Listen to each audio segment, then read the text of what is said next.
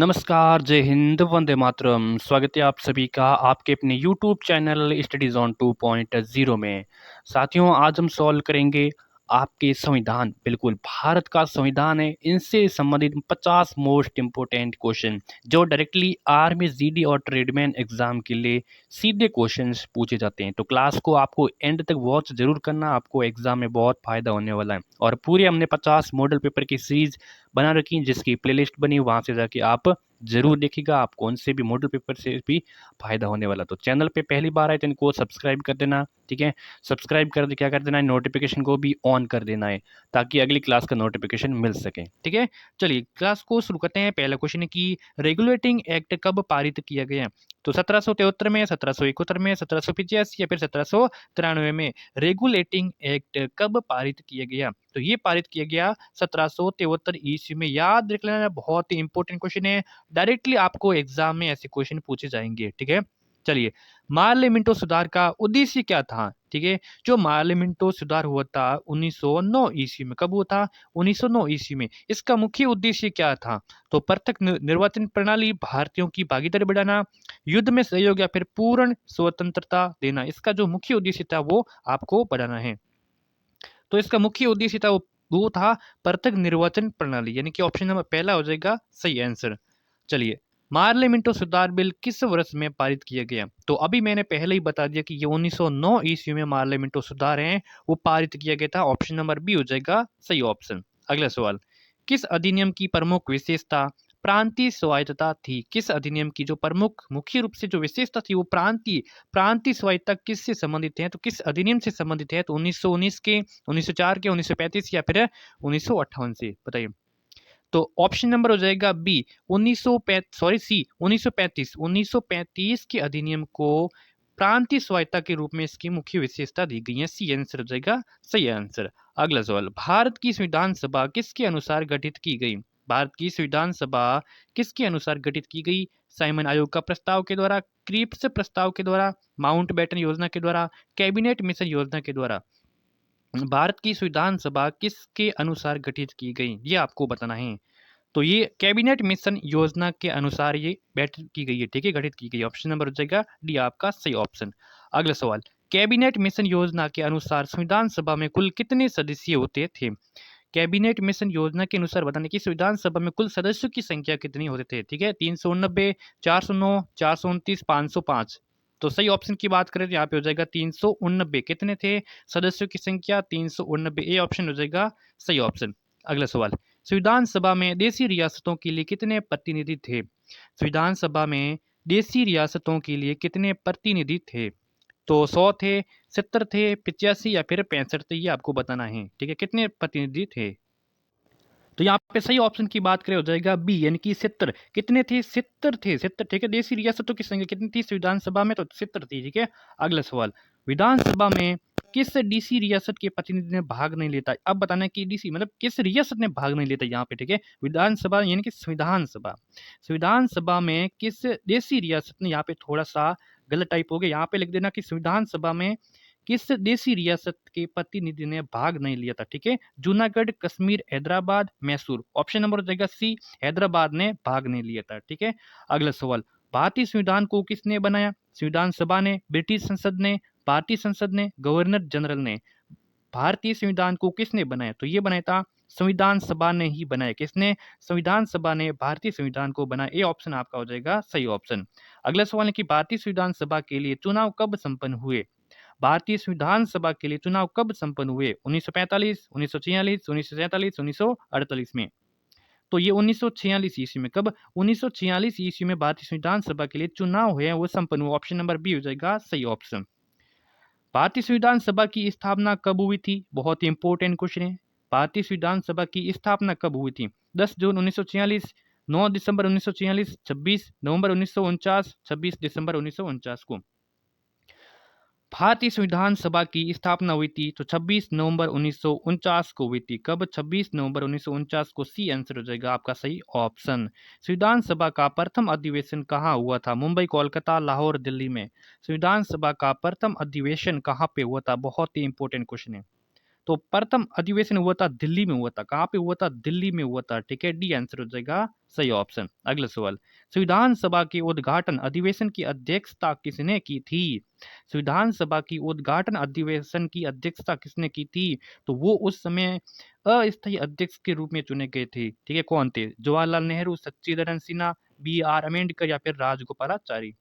तो वो आपके थे सच्चिदानंद सिन्हा, जिसको 2 दिन के लिए, कितने 2 दिन के लिए अस्थायी अध्यक्ष भी चुने गए। ऑप्शन नंबर बी हो जाएगा सही ऑप्शन। चलिए अगले सवाल है कि संविधान सभा के अस्थायी अध्यक्ष तो हमने पहले से ही बता दिया, वो थे सच्चिदानंद सिन्हा। ठीक है, ऑप्शन नंबर सी हो जाएगा सही आंसर। ठीक है, अगले सवाल, संविधान सभा के स्थायी अध्यक्ष कौन थे? तो ठीक है, अस्थायी अध्यक्ष सच्चिदानंद सिन्हा और स्थायी अध्यक्ष उसके बाद 2 दिन बाद में चुने गए थे। तो वो थे B N Rao, B R Ambedkar, doctor Rajendra Prasad या फिर सच्चिदानंद सिन्हा। तो वो थे स्थायी अध्यक्ष डॉक्टर राजेंद्र प्रसाद। कौन थे?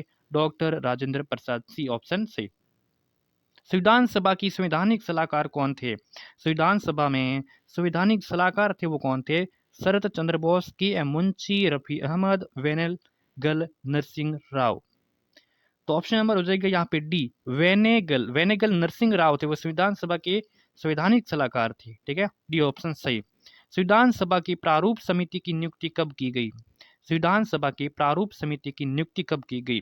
29 अप्रैल 1947, 11 जून 1947, 29 अगस्त या फिर 16 दिसंबर 1947। तो संविधान सभा के प्रारूप समिति की नियुक्ति की गई थी 29 अगस्त 1947 को की गई थी। सी ऑप्शन जो भी बता रहे हैं उसका हो जाएगा सही ऑप्शन। अगला है कि भारतीय संविधान सभा की प्रारूप समिति के अध्यक्ष बताना है कि वो कौन थे? Doctor Rajendra Prasad, Jawaharlal Nehru, B R Ambedkar, Purushottam Das Tandon. तो भारतीय संविधान सभा की प्रारूप समिति के अध्यक्ष थे doctor Bhimrao Ambedkar. Option number C is the correct option. Next है कि संविधान सभा की प्रारूप समिति के समक्ष प्रस्तावना का प्रस्ताव किसने रखा था? बहुत ही इंपॉर्टेंट क्वेश्चन है। संविधान सभा की प्रारूप समिति है उसका समक्ष जो प्रस्तावना का प्रस्ताव रखा था, ये किसने रखा था? B R Ambedkar, B N Rao, Mahatma Gandhi या फिर जवाहरलाल नेहरू। किसकी बात करें तो यहाँ पे ऑप्शन हो जाएगा जवाहरलाल नेहरू जी ने संविधान सभा की प्रारूप समिति के समक्ष जो प्रस्ताव होता है, प्रस्तावना को प्रस्ताव किया था किसने? जवाहरलाल नेहरू ने। भारतीय संविधान को अपनाया गया संविधान सभा द्वारा, गवर्नर जनरल द्वारा, ब्रिटिश संसद द्वारा, भारतीय संसद द्वारा। तो ये क्वेश्चन पहले ही चर्चा कर चुके हैं कि संविधान सभा द्वारा भारतीय संविधान को अपनाया गया। ऑप्शन नंबर जो है पहला ही करेक्ट।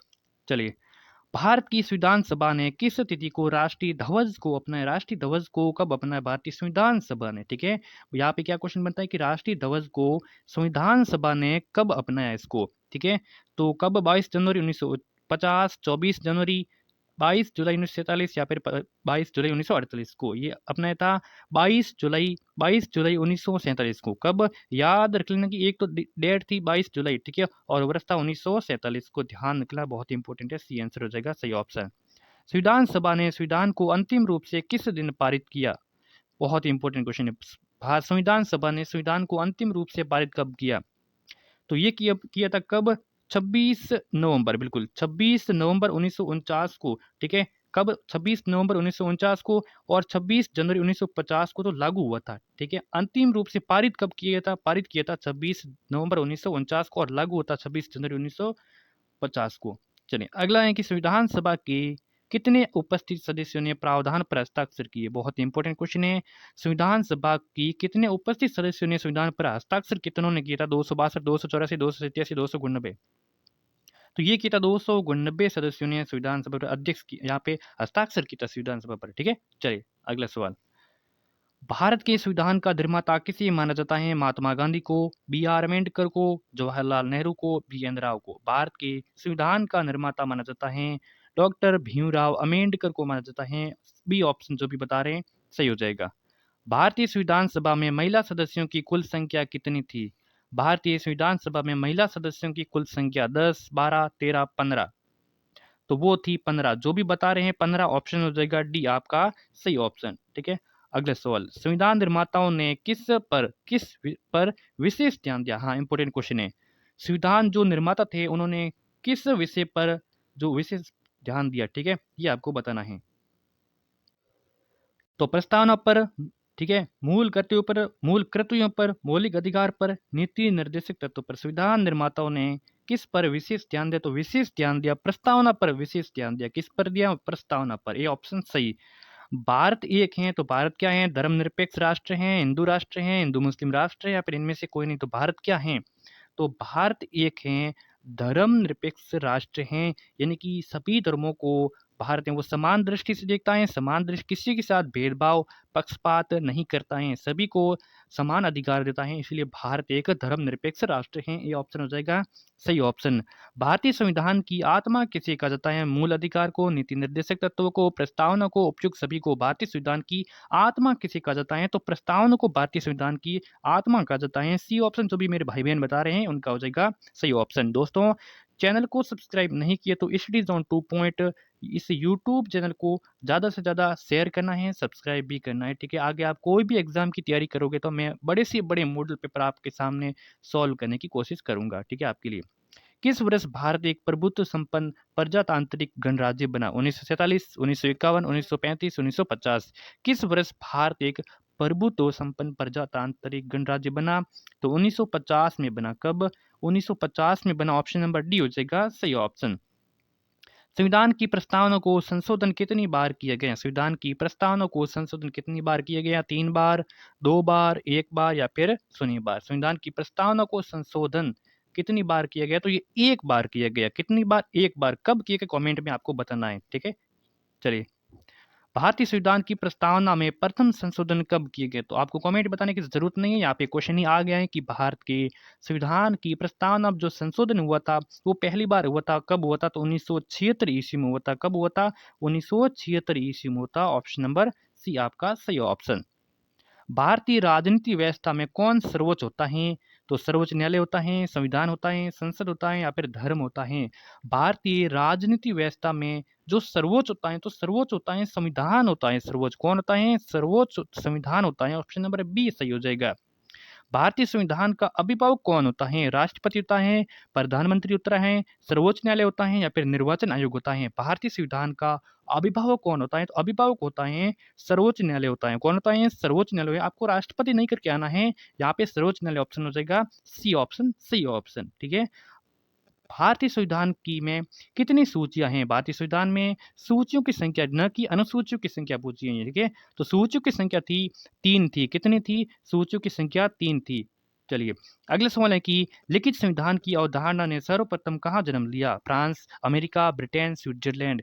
लिखित संविधान है वो कहाँ से लिए गए हैं? लिखित संविधान, तो लिखित संविधान फ्रांस से लिए गए हैं। कहाँ से लिए गए हैं? फ्रांस से, ठीक है। आपको याद रखना है कि फ्रांस से लिखित संविधान की अवधारणा ली गई है सबसे पहले। भारतीय संविधान में समवर्ती सूची की अवधारणा ली गई है कनाडा से, ऑस्ट्रेलिया से, यूएसए से, या फिर ग्रेट ब्रिटेन से। भारतीय संविधान में जो समवर्ती सूची है इसकी अवधारणा कहाँ से ली गई है? तो समवर्ती सूची की अवधारणा ऑस्ट्रेलिया से ली गई है। कहाँ से ली गई है? ऑस्ट्रेलिया से ली गई है। बी ऑप्शन हो जाएगा सही ऑप्शन।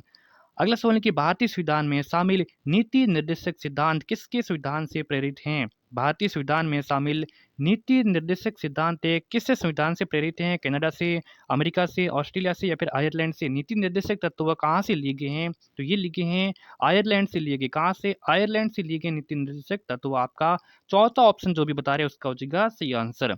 अगला है कि भारतीय संविधान में मौलिक अधिकार किस देश से लिया गया है? ब्रिटेन से, अमेरिका से, ऑस्ट्रेलिया से, स्विट्जरलैंड से। बहुत ही इंपॉर्टेंट क्वेश्चन है कि मौलिक अधिकार हैं भारतीय संविधान में, ये कहाँ से लिए गए हैं? तो मौलिक अधिकार लिए गए हैं अमेरिका से। कहाँ से लिए गए हैं? अमेरिका से। याद कर लेना है कि अमेरिका से मौलिक अधिकार हैं वो लिए गए हैं। अगला सवाल है कि संविधान की किस भाग में नीति निर्देशक तत्वों का उल्लेख है? तो भाग 3 में, भाग 4 में, भाग 2 में, या फिर भाग 9 में। तो बात करें भाग 3 में तो यहाँ पे मौलिक अधिकार हैं। भाग 3 में मौलिक अधिकारों का वर्णन है, और भाग 4 में है वो नीति निर्देशक तत्वों का वर्णन किया गया है। किसमें? भाग 4 में। आपका बी ऑप्शन हो जाएगा इसका सही उत्तर, ठीक है। वर्तमान में भारतीय संविधान में कुल कितनी अनुसूचियां हैं? पहले हमने बात की थी कि सूचियों की संख्या, ठीक है, तो सूचियों की संख्या थी कितनी थी? वो 3 थी। अब पूछ रहा है कि अनुसूचियों की संख्या, तो अनुसूचियों की संख्या कितनी है? तो 8 है, 10 है, 12 या फिर 14। बहुत ही इंपॉर्टेंट क्वेश्चन है और सिंपल क्वेश्चन है। तो अनुसूचियों की संख्या है 12। कितनी है? 12 है। 14 निकल के ना आपका सी ऑप्शन हो जाएगा सही ऑप्शन।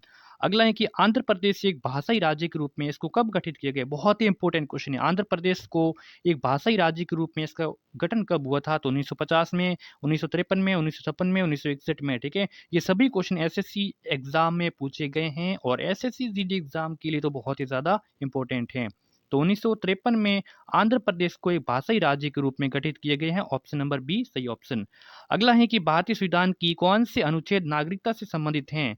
भारतीय संविधान की कौन से अनुच्छेद है वो नागरिकता से संबंधित हैं? तो अनुच्छेद 3 से 10, अनुच्छेद 4 से 11, अनुच्छेद 5 से 11 या फिर अनुच्छेद 6 से 11। ये बताना है कि भारतीय संविधान की कौन से अनुच्छेद है वो नागरिकता से संबंधित हैं। तो 6 से 11 से लगाकर भारतीय संविधान में नागरिकता से संबंधित हैं। ठीक है, चलिए अगला सवाल। मौलिक अधिकार संविधान के किस भाग में वर्णित हैं? तो मैंने पहले ही बता दिया कि जो भाग 3 में मौलिक अधिकार हैं, भाग 3 में मौलिक अधिकार हैं और भाग 4 में नीति निर्देशक तत्व हैं। ठीक है, ऑप्शन नंबर बी हो जाएगा इसका सही ऑप्शन। प्रारंभ में कितने मौलिक अधिकार थे? तो आप सभी को पता है कि वर्तमान में जो मौलिक अधिकारों की संख्या 6 हैं, लेकिन जब शुरुआत में मौलिक अधिकार दिए गए थे वो कितने दिए गए थे? क्या 6 दिए गए थे, 7 दिए गए थे, 8 या फिर 9 दिए गए थे? तो उस समय दिए गए थे कितने? बिल्कुल 7 दिए गए थे। उसके बाद में एक संशोधन करके उसको हटा दिया गया था, इसलिए बी ऑप्शन जो भी हो जाएगा सही आंसर आपका। संविधान के किस अनुच्छेद में शोषण के विरुद्ध अधिकार वर्णित है? इंपॉर्टेंट क्वेश्चन है। शोषण के विरुद्ध अधिकार किस अनुच्छेद में वर्णित हैं? तो अनुच्छेद 14 से 18, अनुच्छेद 19 से 22, अनुच्छेद 23 से 24, अनुच्छेद 25 से 30। बताइए शोषण के विरुद्ध। तो शोषण होता है हमेशा अनुच्छेद 23 और 24 में शोषण के विरुद्ध अधिकार दिए गए हैं। सी ऑप्शन हो जाएगा सही आंसर। भारतीय संविधान में राज्य के नीति निर्देशक तत्व ग्रहण किए गए हैं ब्रिटेन से, आयरलैंड से, पूर्व सोवियत संघ से, फ्रांस से। नीति निर्देशक तत्व कहाँ से लिए गए हैं? तो आयरलैंड से लिए गए हैं।